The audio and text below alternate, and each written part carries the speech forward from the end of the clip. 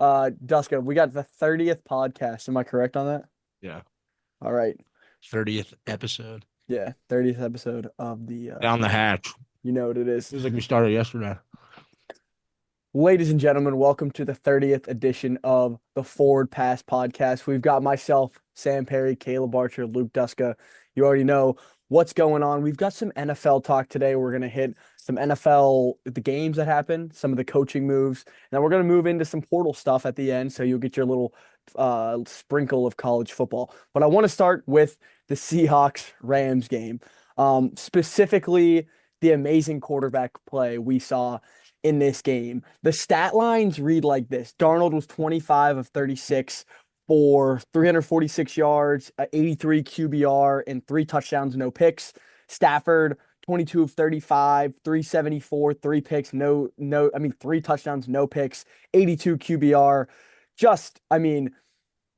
With Darnold, you expect like in every game that there's going to be a couple times where he puts the ball into danger, and you're like, "Ooh, I don't know about that." And then a lot of times there's picks, there's fumbles.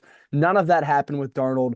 What a career outlook changing game for Sam Darnold in a time where everybody can kind of look back on his career, because usually, like we were saying, like Duska last podcast, you were like, you picked the Rams, right? Because you were like, I trust that at the end of the game, give me Stafford, not Darnold.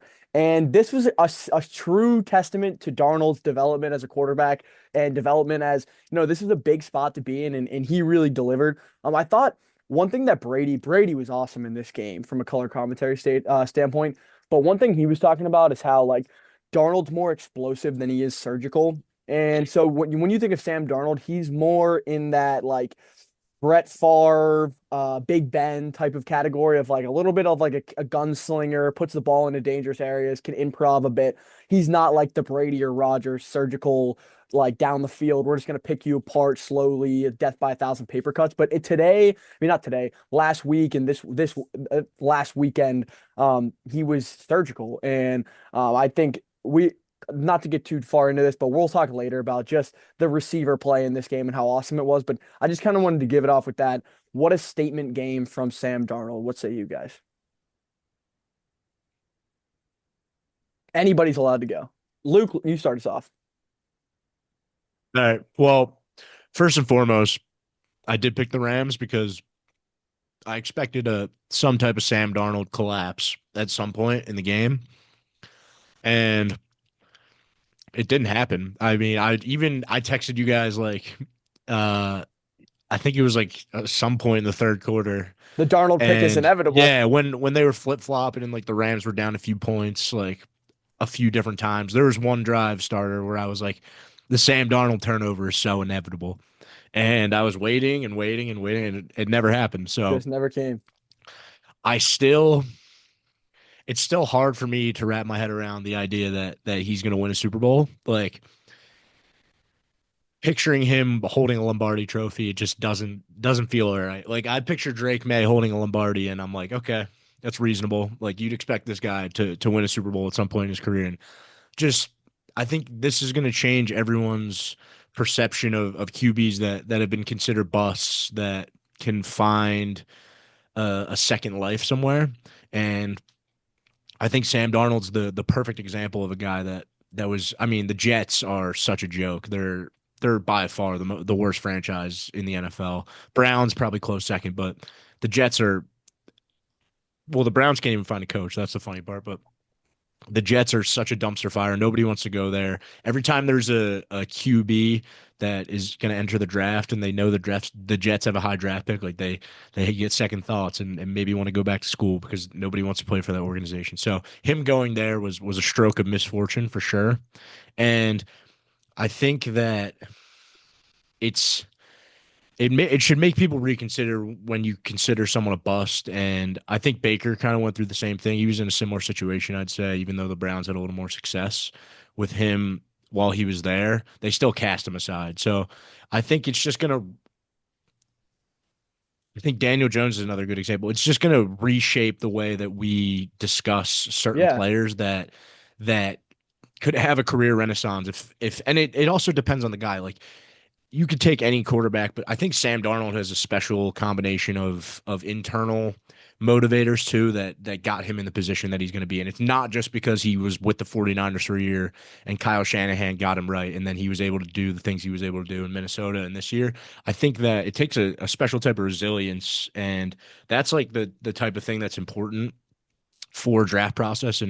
And people can talk about the scheme and system all they want, but I heard Todd McShay talk about this earlier. It's kind of a disservice to the evaluation process and seeing what QBs are made of and what is driving them and their ability to respond to situations like that.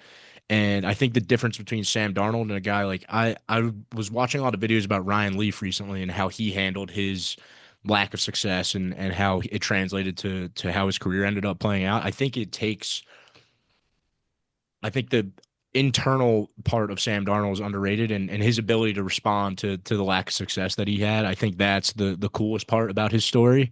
And I think I need to reframe my mind and get used to the idea that he is a high level quarterback in the NFL, and he's the type of guy that can take you to a Super Bowl and win a Super Bowl. So I'm still not going to believe that or be able to picture in my head and it feel right that Sam Darnold's going to be holding a Lombardi Trophy, but the odds and likelihood of that happening are pretty good at this They just point. went So up. And he's yeah, only so 28. He's a 28-year-old dude, yeah, kid. he's a young guy. This is like a complete career renaissance, which Yeah. is, I mean, hats off to the guy because he was seeing ghosts. Like that clip is like probably a little overplayed, but it's still something that's like on film of it's something that he said and people react to it very strongly, but being able to respond to that and be in the position he's in now, it's very commendable. And that's my biggest takeaway from the game, just how impressed I am with, I mean, that was one of the best QB performances we've seen all year. And it was in a huge moment in the NFC Championship. So Sam, what say you about Darnold's QB rehabilitation? And let me say one thing before you go, Sam. Darnold was at a bunch of the Niners guys' wedding. So like when he was a backup at the Niners, this was a lovable guy that rallied around him quickly. Go, Sam. Yeah, I think that obviously, Jessica, you hit on like his career renaissance and how awesome it is to see him succeed at this high of a level when everyone was kind of expecting, myself included, him to make a catastrophic play, whether that was in this game against the Rams or even in the divisional round against the 49ers that would ultimately cost them, similar to what you saw last year in that Vikings game when he, stood in the pocket the whole time and took a million sacks. But I want to give some flowers to some other guys on their team. I mentioned in my game preview that I thought Zach Charbonnet being out would be a huge blow for the Seattle offense because of how heavily they've relied on the run. And part of Darnold's success this season has come from and stemmed from their ability to consistently run the ball, especially against high level defenses. And I thought that Charbonnet's absence would almost be a backbreaker and make them rely on Darnold a little bit too much. But I want to give some flowers to Kenneth Walker. While his stats like don't necessarily blow you away, 19 carries for 62 yards, it's just a little bit over 3 yards a carry, and then had about 50 receiving yards, 49 exactly. So he had 110 total yards of offense, but I felt like he was very efficient and their run game was really efficient, which allowed Darnold's job to be a lot easier. And then Him and RJ Harvey, for the Broncos running back, they tied this week in broken tackles. They each had six. So you're right. Kenneth Walker was just well, hard to bring down. there was even plays in that game where like you're not going to see this pop up on the stat sheet, but a 1 yard rush sometimes is just as important as a big rush when he's blown up in the backfield and you get Darnold in these tough situations. So I felt that for the majority of the game, Darnold was in advantageous situations because of the efficiency of the run game. And then another thing I want to bring up, and we talked about this a little bit last week with a new potential trend in roster construction in the NFL. And I just want to read off a couple of the big names on Seattle and what their cap hit is. Starting off with their quarterback, Sam Darnold's cap, he's making about 15-ish or 30-ish a year as the quarterback, with a base salary of $12 million. So that's what his cap hit is. And then some of their other really important players, like JSN, for example, is making 2.7 mil. And then Devon Weatherspoon, 1.1 mil. Nicky Minwari, 1 mil. So you see I think this is a testament overall, and this partially goes with Darnold's success at the quarterback position and the way that he's been able to develop. I think a lot of credit needs to go to just Seattle's coaching staff and their ability to evaluate talent successfully and develop talent at a very high level. And And John Schneider, the GM. This right. organization is 4-0 in their career of an NFC championship. So impressive. So that they've done a really good job of finding talent in the draft and maximizing talent at other positions on the field, in a league structure where you see teams kind of, put 30 to 40% of their salary cap in 2 to 3 players, and it's backfired. So I think there's obviously, like, Darnold should get a ton of credit, played amazing, but I would like to see some more credit go to Seattle staff and some other guys on the team that completely balled out too. Arch, I guess I'll kick it to you as the local Georgia guy. Do you got anything on Stafford, the Rams, or just in general thoughts of the game? Well, it was awesome, obviously, to see Mike McDonald and their staff perform, and also their players perform at a high level on a big stage. Mike McDonald is a University of Georgia grad, so he's representing for the Peach State. So that was awesome. Stafford played a fantastic game. I mean, it was like he was getting better as the game went on. The Rams, if you look at like EPA and yards per play and stuff like that, their offense dominated that game. And I think that the Rams and McVay are going to look back on the middle eight as the reason they lost that game, giving up the touchdown before half. And then I forget what order it came in, but the muff punt and then the muff punt and giving up the touchdown. I believe that was right before half. Those are the kind of things that lose you games when you lose the middle eight, and the Rams did that in this game. But the Rams offense was performing it. I believe it was 8 yards a play was like the was what, and I think their advanced stats, their success rate was a lot higher. So they were dominating down and down, and they are the Seahawks Mike McDonald defense kryptonite. I mean, all 3 games this year they played better than any other offense in the NFL with the Seahawks. But yeah, you kind of lost the middle eight. You had the tough break with Xavier Smith on his back trying to catch the punt, and then that leads to points. So, like we've talked all year, muff punts will ruin you, and unfortunately, The they year of ruined the muff punts, Rams Arch. on and they ruined the Rams on the biggest stage. I mean, playoff football is a three-phase game. We talked about that, and it seems like every other game, the Rams have some special teams blunder that is catastrophic. Like again, in the Panthers game, Isaiah Simmons blocks the punt, almost catastrophic, and then they muff a punt, and then they skip a game, the Bears game, no catastrophic special teams errors, and then an error with the Smith fumble. I kind of wanted to talk about um, two position groups. One, Dusko, we'll go to you first. So just when I was watching this game, I've always been a big Charles Cross guy. I liked him coming out of college. That was one of my guys that I always pick like one or two defensive edge rushers and offensive tackles that I just like kind of assign my allegiance to. Charles Cross is one of those guys. Cannot say I was all that educated on Abraham Lucas, but I thought they did a nice job on verse all game. He had 1 sack. And that was his only solo tackle. So they didn't allow him to be the game wrecker that he can be, and they kept Darnold clean most of the night. And I think just quick point on that. I think that so Jared versus obviously his bread and butter is a bull rush or a speed to power, just putting his 2 hands into your chest and driving you back into the quarterback. I think that Charles Cross is the perfect counter to that because he's the guy that he's going to be in a good spot and a good position to first absorb that contact, and then he is so big, so strong. He might be the most adept player in the NFL to be able to anchor down against the speed to power. So that's like the move that you're not going to be able to beat him with. So I think it was the Rams they're not super finesse. They're pretty just powerful, and Kobe Turner, Braden Fisk, Jared Verse, they all utilize a lot of power to get to the QB. So they weren't able to, the edges at least weren't able to impact uh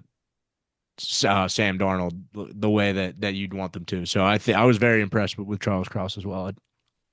Yeah, I mean, and then also I kind of wanted to hit on JSN and Puka might be the two best receivers in the league. And while they're not your typical Jamar Chase, Justin Jefferson X receiver where they just get man-to-man coverage all game and it's go win, like your Calvin Johnson type, the league is 70% zone coverage now. So teams are gonna play tons of zone coverage. So having a guy that's very multiple, you can motion him almost every play. It seems like they're on motion. They can sit down in zones, and then when they do play man coverage, they can beat it. Like Puka when he runs like the fake in and up on Tyreek Woolen right after Woolen takes that penalty. That was a game-changing play.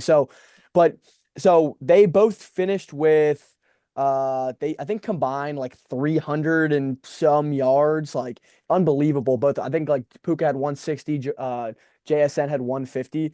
Um Puka is, I don't think people realize what an awesome season he's had. Here's some statistics. So in the postseason and regular season, offensive teams will compile like expected points added, so in EPA. So the Rams have the highest EPA with 194. The Bills have the highest EPA with 179.6. And then Puka by himself has the third highest EPA this year with 142.4, followed by the Packers, then Pats. So like this guy is accounting for more expected points in terms of analytics than full-on offenses. Only two offenses have more expected points than him. Like he is so valuable and such a huge playmaker. He's number one in yards per route run. JSN's number two. He's in the regular season, he was first in receiver EPA with 118. Puka was. JSN was second with 97.7. Basically, all I'm saying is like the game is changing rapidly in terms of like defenses playing zone coverage and like having guys that are a little bit undersized or maybe lack some verticality, like speed wise, maybe like going down the go balls down the sideline can be easily made up for with toughness, savant route running, catching the football yards after catch. So, I mean, these guys are like running backs with the ball in their hands, and you saw that kind of play out in this game. I think the thing that's most impressive is the lack of physical traits from both of those guys. I know Puka's like huge and super strong, great blocker and everything, but I think it's cool to see guys that aren't the He runs build like of an a idiot. traditional X receiver, and you're able to line them up all over the place, and they're just complete weapons, and you can't find a way to stop them. Like JSN was unstoppable too, and I think it's impressive because they're not the traditional X receiver, like a Marvin Harrison Jr. type of guy, like Yep. that type of build. Yep. But they're able to produce at such a high level. It's pretty cool. It's like Makai Lemon. I feel like he's like the next in line, next guy similar in that light Yep. to that's going to be able to He, do that. And that's kind of where the game is shifting. It's shifting to guys that with that build being a little more dominant. what were you saying, Sam? I just said Steeler. Oh, you think? I hope so. Oh, that'd be Or if he's awesome, not an Sam. Eagle. Yeah, we get a pick before you, so